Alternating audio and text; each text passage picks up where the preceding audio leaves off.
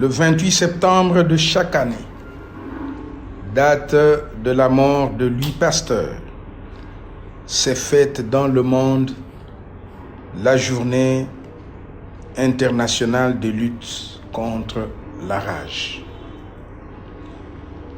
En République démocratique du Congo, cette 16e édition va être célébrée dans un contexte particulier, celui du démarrage de la mise en œuvre du plan d'action de lutte intégré contre la rage humaine transmise par le chien, développé selon l'approche Une Santé en 2019.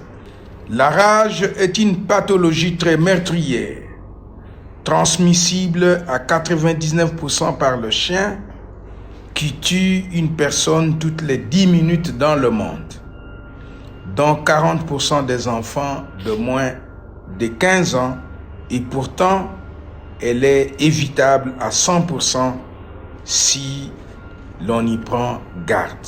Le thème de cette 16e édition de la Journée mondiale, la rage, une seule santé, zéro mort. Pour éliminer la rage de cette planète Terre, la stratégie la plus efficiente est basée sur la trilogie suivante.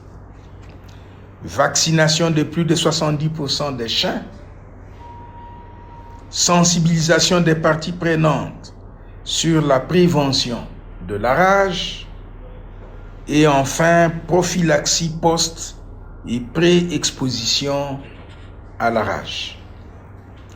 Ainsi donc, j'en appelle à l'implication totale de tous dans la mise en œuvre du plan d'action de lutte intégré contre la rage humaine transmise par les chiens.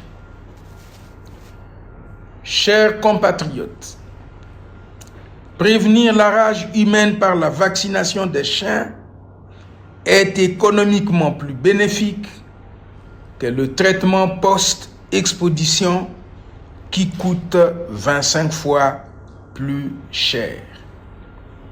C'est pour cette raison que je vous exhorte tous à faire vacciner vos chiens pour sauver non seulement les vies humaines, mais aussi pour économiser le peu de ressources financières dont nous disposons dans nos foyers.